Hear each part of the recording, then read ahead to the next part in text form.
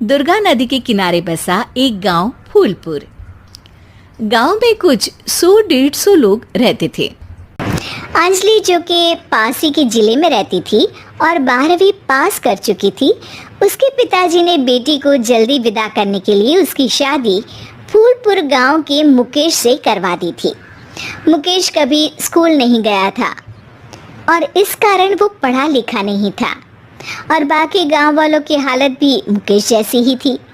मुकेश के घर में उसके माता पिता भी रहते थे। सासू माँ, मैं बाहर मंदिर तक जा रही हूँ, आधे घंटे में आ जाऊंगी। अरे अभी कहीं जाने की जरूरत नहीं है, चुपचाप जाके रसोई में रात के खाने की तैयारी करो। और ये घूंघट क्यों हटा लिया है तुमने? क्या पता नहीं कि इस गांव में औरतें बिना घूंघट के नहीं रहती।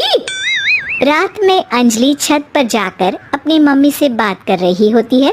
तभी गांव की 3-4 औरतें उसे देख लेती है और दरवाजे पर आकर उसकी सास से शिकायत करने लगती है। और क्या हुआ? अरे छत पर तो देखो, आपकी बहू मटक मटक के किसी से फोन पर बात कर रही है। दिन भर फोन पे लगी रहती है। अरे कल तो मंदिर के पास वो क्या कहते हैं, सेल्फी ले रही थी।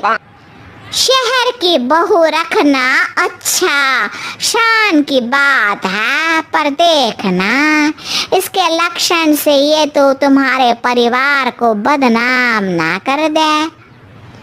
ये पहली बार नहीं था जब सास से गांव के लोगों ने अंजलि की बुराई या शिकायत नहीं की हो। अब तो ये रोज की बात थी। अंजलि ये सब सुन लेती है। जब वो नीचे जाती है तो मुकेश भी वहां आ जाता है। सास कहती है, बेटा, लोग घर आकर शिकायत करने लगे हैं बहू के कामों की। देख लो, पति हो, संयम से रखो इसे। माँ जी, मैं तो अपनी माँ से बात कर रही थी क्योंकि यहाँ कोई बात करने लायक ही नहीं है और अब मैं माँ के पास ही रहूँगी। वहाँ क्या रहना, वहाँ बाहर के लोग तो ठीक है पर घर के लोग भी इज्जत ना दे सके। अरे नहीं नहीं अंजलि, ऐसा नहीं है, धीरे धीरे सब ठीक हो जाएगा, तुम फिक्र ना करो। अरे बस कुछ बोलना ही नहीं है, सर पे चढ़ा रखा है बहू को। सास मुकेश की नरम बात सुन के वहाँ से मुंह चढ़ाकर चली जाती है। मैं तो कहती हूँ हम दोनों शहर चले जाते हैं। मैं पढ़ी लिखी हूँ, मुझे वहाँ नौकरी भी मिल जाएगी और थोड़े दिनों में आप भी वहाँ कुछ काम ढूंढ लेना। अरे नहीं नहीं अंजलि, हम यहाँ ना गांव का खेत, माँ पिताजी को छोड़कर शहर नहीं जा सकते। माँ पिताजी को कैसा लगेगा और गांव वाले क्या सोचेंगे? ये कहकर मुकेश सोने चला जाता है और अंजलि की गांव वालों द्वारा बुराई का सिलसिला बहुत दिनों तक चलता ही रहता है। लेकिन अंजलि गुस्सा ना दिखाते हुए समझदारी से काम लेती है। बारिश का मौसम चालू हो जाता है। जोरदार बारिश से पूरे गांव में हाहाकार मच जाता है। दुर्गा नदी में बाढ़ आ जाती है और बाढ़ का पानी पूरे गांव की फसल तबाह कर देता है। फसल की ये हालत देखकर गांव वाले निराश हो जाते हैं और बात तो यहाँ तक पहुँच जाती है कि कुछ लोग तो अंजलि को इस सब का दोषी ठहरा देते हैं।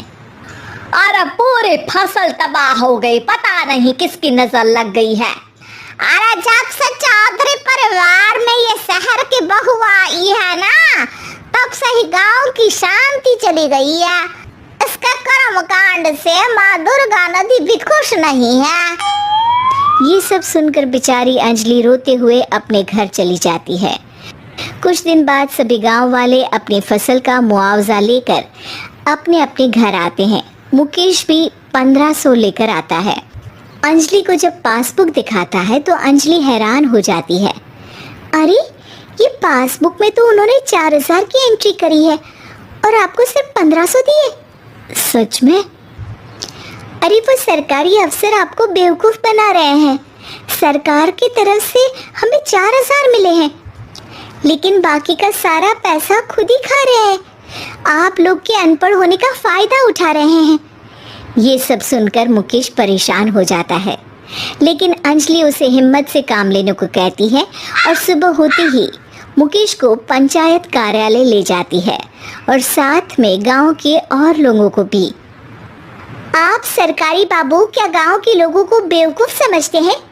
आपको क्या लगता है ये पढ़े लिखे नहीं है तो आप कुछ भी मनमानी करेंगे? ये बेचारे दिन रात इतनी मेहनत करते हैं, ये हमारे अन्नदाता हैं और आप इनके साथ ऐसा धोखा करते हैं। अरे क्या बके जा रही है ये लड़की, किस धोखे की बात कर रही है? अपने कांड करके नदी माँ को नाराज करके हमारा नुकसान करके इसे चैन नहीं मिला क्या? सरपंच जी, इन सरकारी बाबू ने मुझे बेवकूफ़ बनाया है और मेरे हिस्से के पैसे खुद चट कर गए। बस ये सुनते ही सरपंच वहां से दुम दबाकर भाग जाता है। पता चलता है कि जनपद अधिकारियों ने गांव के सरपंच के साथ मिलकर सबके साथ धोखा किया है। सब लोगों का विरोध शुरू हो जाता है और आखिर में अधिकारी सब गांव वालों के हिस्सों के बचे हुए पैसे उन्हें लौटा देते हैं और कई दिन तक सरपंच गांव में लौटता ही नहीं। अंजलि, तुम नहीं होती तो हम गांव वालों को तो पता ही नहीं चलता कि ये हमें हर बार बेवकूफ़ बनाते हैं। हाँ हाँ अंजलि बेटी, हमें माफ कर दो। हम सब तुम्हें बुरा भला कहते रहे, लेकिन तुमने ही आज हमें बेवकूफ़ बनाने से बचाया है।